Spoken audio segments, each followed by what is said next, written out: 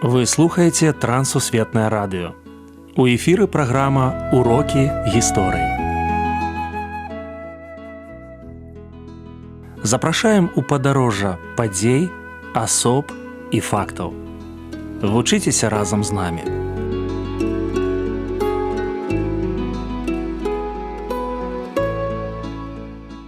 Ля мікрафона Сяржук Брышцель і кандыдат гістарычных навук Андрусь Унучак.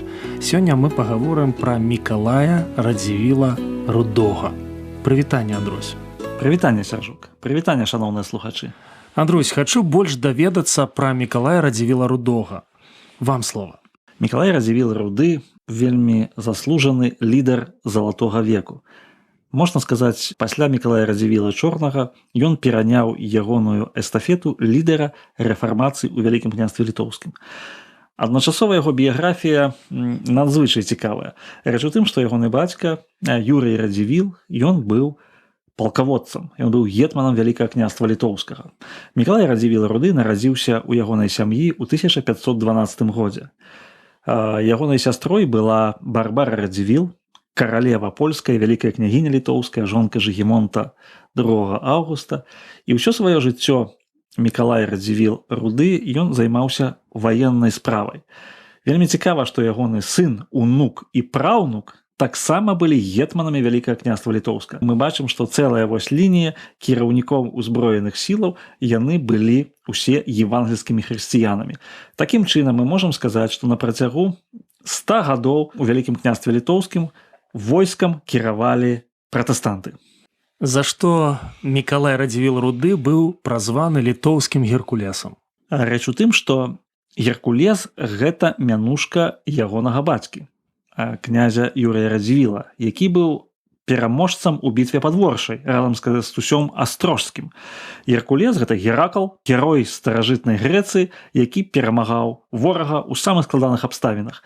Так і ягоны бацька Юрый Радзівіл і ён сталі насіць вось гэтую назву Геркулес. Пытанне, чаму ён быў рудым, у адрозненне ад чорнага, гэта менавіта па колеру ягонай барады. Таму што калі Мікалай Радзівіл чорны, ён меў чорную бараду, Мікалай Радзівіл Руды меў бараду руду і рудога колеру. І такім чынам дзве мянушкі Мікалай Радзівіл Руды і Мікалай Радзівіл вось літоўскі Геркулес. Як ён прыняў кальвінізм і стаў на чале рэфармацыйнага руху?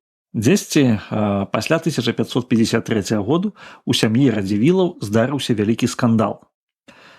Кіраўнік дынастыі, фактычна, канцляр Мікалай Радзівіл Чорны прымае евангельскую веру, прымае кальвінізм і заклікае ўсіх на набажэнства ў сваю царкву, у свой палац на Лукішках. Ну, царква і палац тады былі ў адным месцы.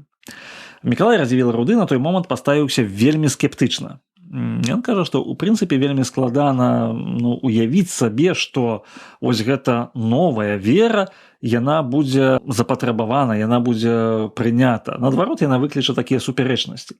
І на той момант ён вельмі адмоўна паставіўся да выбару свайго брата.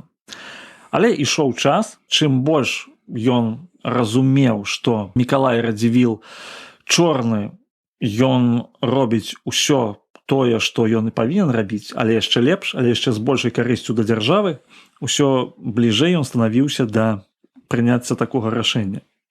І мы накладна не ведаем, калі ён прыняў евангельскую веру, але мы можам меркаваць, што ўжо пасля смерці свайго брата ён быў ужо евангельскім хрысціянінам. Ён быў кальвіністам, і вось ягоны прыход быў нейкі такі паступовы, гэта расцягнулася на некалькі гадоў.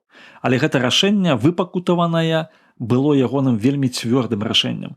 Так што усе ягоныя дзеці, унукі, праўнукі і прапраўнукі, яны гэта рашэнне пацвердзілі. Біржанская лінія Радзівілаў, якая паходзіць ад Мікалая Радзівіла Рудога, яна захавала вернасць евангельскай веры. А кожны чалавек сапраўды пасля сябе пакідае нейкі выразны след. Што яшчэ засталося пасля Мікалая Радзівіла Рудога? Пасля Мікалая Радзівіла Рудога засталіся вялікія і славутыя старонкі нашай гісторыі. У першую чаргу гэта вайсковыя перамогі. Это бітва пад Улай 1564 году. Это такая фантастычная фенаменальная перамога, калі малыя сілы Вялікага княства Літоўскага разграмілі значна большае войска маскоўскай дзяржавы, якое ішло на Вільню, на сталіцу нашай краіны і фактычна уратавала нашу краіну, уратавала незалежнасць. Мікалай Радзівіл Руды адзін быў з тых, хто вызваляў Полацк у 1579 годзе. Мікалай Радзівіл Руды, ён таксама, нягледзячы на тое, што ён быў вайскоўцам, ён заўсёды казаў, што лепш кепскі мір, чым добрая вайна. Таму што вайна – гэта заўсёды смерць, гэта заўсёды разбурэнне, гэта заўсёды бяда. І калі можна было пазбегнуць вайны, ён заўсёды стаяў на гэтым рашэнні. Яшчэ адзін момант такі правяду. 1569 год. Люблін.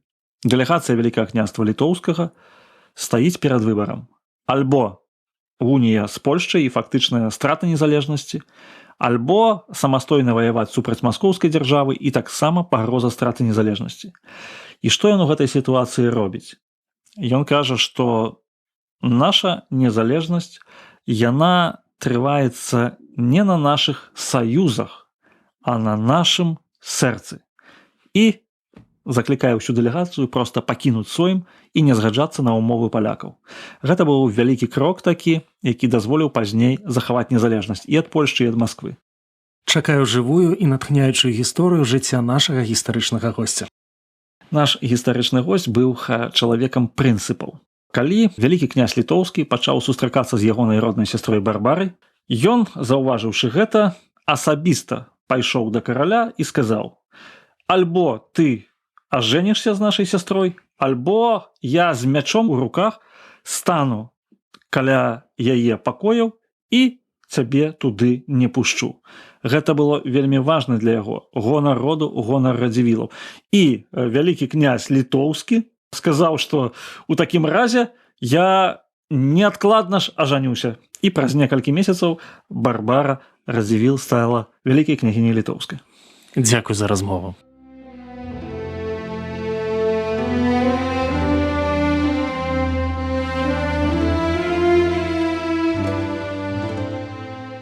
Цікава, што Мікалай Радзівіл Руды з аднаго боку вайсковец, чалавек прынцыпаў, з другога чалавек міру.